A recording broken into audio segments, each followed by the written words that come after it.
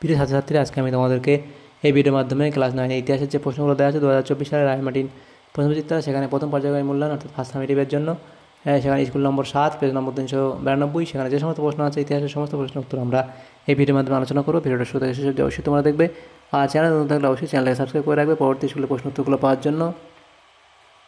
তো শুরু করা যাক। আজকে দেখো আমাদের 7 নম্বর স্কুল দিনহাটা হাই স্কুল, সেখানে সঠিক উত্তর নির্বাচন করতে বলা আছে। প্রথম প্রশ্ন, ফরাসি বিপ্লবের সময় ফ্রান্সের রাজা ছিলেন সোনাস লুই।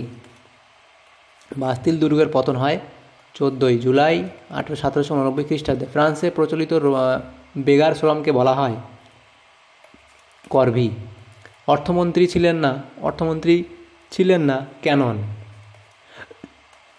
ব্রান্সউইক ছিলেন প্রাশিয়ার সেনাপতি। সিজালপাইন প্রজাতন্ত্র প্রতিষ্ঠিত হয় ইটালিতে। ট্রাফালগারের যুদ্ধে পরাজিত হয় ফ্রান্স। ওয়ার অ্যান্ড পিস উপন্যাসটির লেখক ছিলেন লিও টলস্টয়। জাতিসমূহের যুদ্ধ নামে পরিচিত লিপজিগের যুদ্ধ। নেপোলিয়ান বিরোধী জুন্টা বা সামরিক চক্র গড়ে ওঠে স্পেনে। তাহলে এমসিকিউতে যে প্রশ্ন ছিল 7 নম্বর স্কুলে 10টা, সেগুলো আলোচনা করে নিলাম আমরা। এরপরে নেক্সট যে প্রশ্ন আছে সেখানে প্রশ্নগুলো আমরা দেখব। 2 থেকে ছিল শাকুলত কারা এবং অ্যাসাইনেট কি এবং নেপোলিয়ন কত হিসাবে রাশিয়া আক্রমণ করে, এগুলো আমরা পরে পেজে আলোচনা করব। ও আচ্ছা, এখানে দেখো পূর্ণবাক্য উত্তর লেখো। শাকুলত কারা, সেটা লিখবে ফরাসি সমাজে শাকুলত বলতে বোঝায় শহরবাসী খেটে খাওয়া সাধারণ মানুষদের। এর মধ্যে ছিল দিনমজুর, কুলি, মালি, ভিস্তি, কাঠুরে, চাকর প্রভৃতি। ফরাসি বিপ্লবে শাকুলতদের গুরুত্বপূর্ণ ভূমিকা ছিল। এবং দেখো অ্যাসাইনেট কি, তো অ্যাসাইনেট হলো ফরাসি সংবিধান সভা প্রবর্তিত এক প্রকার কাজের নয়, কাগজের নোট। এবং এই যে নেপোলিয়ন কত খ্রিস্টাব্দে রাশিয়া আক্রমণ করেন, এটা হবে 1812 খ্রিস্টাব্দে।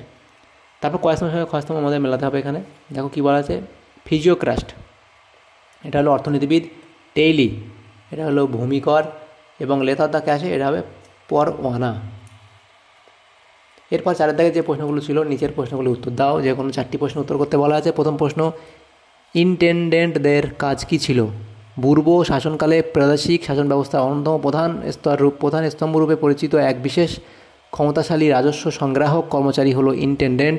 তবে স্থানীয় বিচার ব্যবস্থা থেকে শুরু করে সাধারণ প্রশাসন, কৃষি, শিল্প, বাণিজ্য, সৈন্য সংগ্রহ সহ বিভিন্ন বিষয় তাদের নিয়ন্ত্রণে ছিল। লেভের লিখেছেন, নেকড়ে তুল্য এই কর্মচারীদের অত্যাচারে জনজীবন বিপর্যস্ত হয়ে পড়েছিল। নেক্সট প্রশ্ন, civil constitution of the clergy কি? Civil constitution of the clergy বা ধর্মযাজকদের সংবিধান হলো একটি দলিল যার দ্বারা গির্জার উপর থেকে পোপের সমস্ত কর্তৃত্বের অবসান ঘটানো হয়। এছাড়া গির্জাকে রাষ্ট্রের একটি দপ্তরে পরিণত করা হয়। যাজকরা রাষ্ট্রীয় বেতনভুক্ত কর্মচারীতে পরিণত হয়। তৃতীয় প্রশ্ন ছিল, কনফেডারেশন অব দ্য রাইন কি? অস্ট্রিয়া ও প্রাশিয়াকে প্রতিহত করার উদ্দেশ্য সামনে রেখে নেপোলিয়ন রাইন উপত্যকা রাজ্যগুলিকে নিয়ে রাইন রাজ্যসংঘ গড়ে তোলেন। প্রথমে ব্যাভেরিয়া, পরে উইটেনবার্গ ও ব্রাডেন সহ দক্ষিণ পশ্চিম জার্মানির আরও 13টি ক্ষুদ্র রাজ্য নিয়ে এই রাজ্যসংঘ গঠিত হয়। পরে স্যাক্সনি ও টাইরল যোগ দেওয়ায় কনফেডারেশন অব দ্য রাইন এর সদস্য রাষ্ট্রের সংখ্যা বেড়ে দাঁড়ায় 18। পোড়ামাটির নীতি বলতে কী বোঝো? পোড়ামাটির নীতি হলো এক ধরনের রণকৌশল। আক্রমণকারী সৈন্যরা যাতে আক্রান্ত দেশে জিনিসপত্র ব্যবহার করতে না পারে, তার জন্য আক্রান্ত দেশের সৈন্যরা নিজেদের জিনিসপত্র নিজেরাই পুড়িয়ে ধ্বংস করে দিত। 1812 খ্রিস্টাব্দে নেপোলিয়ন যখন রাশিয়া আক্রমণ করেছিলেন, তখন রাশিয়ার সৈন্যরা যুদ্ধ না করে পিছিয়ে গিয়ে খাদ্য ও শস্য ভাণ্ডারগুলি জ্বালিয়ে দেয়, পানীয় জলে বিষ মিশিয়ে দেয় এবং যোগাযোগ ব্যবস্থা ধ্বংস করে দিয়ে শত্রুপক্ষের অগ্রগতি ব্যাহত করে। এই রণকৌশলই পোড়ামাটির নীতি নামে পরিচিত। টিলসিটের সন্ধি শর্তগুলি কী ছিল? 1807 খ্রিস্টাব্দে ফ্রিডল্যান্ডের যুদ্ধে নেপোলিয়নের কাছে পরাজিত হয়ে রাশিয়ার জার প্রথম আলেকজান্ডার ফ্রান্সের সঙ্গে টিলসিটের সন্ধি স্বাক্ষর করতে বাধ্য হয়। তো শর্ত ছিল এই 5টা, তোমরা লিখবে এগুলো।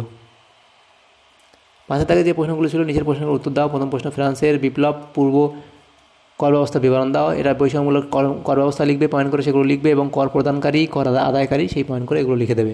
টিকা লেখো, টেনিস করে শপথ, 4 পটভূমি লিখবে, শপথ লিখবে, ফলাফল লিখবে। স্পেনের ক্ষতই আমাকে ধ্বংস করেছে, নেপোলিয়ন কেন বলেছেন? স্পেন আক্রমণে পয়েন্ট করবে, স্পেনীয়দের প্রতিরোধ, নেপোলিয়নের পরাজয়।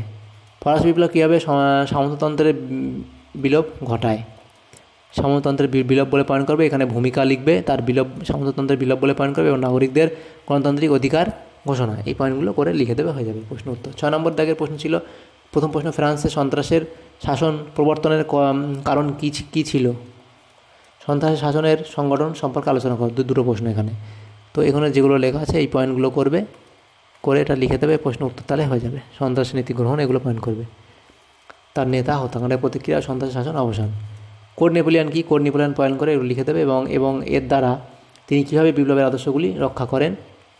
বিপ্লবের আদর্শ, কোড নেপোলিয়ান ও বিপ্লবের আদর্শ, গুরুত্ব, একই আইন প্রবর্তন, বিপ্লবের আদর্শকে রক্ষা, ফরাসি সমাজের বাইবেল হিসেবে স্বীকৃত, ফরাসি সমাজের বাইবেল হিসেবে স্বীকৃতি এবং মন্তব্য, এগুলো লিখে দেবে।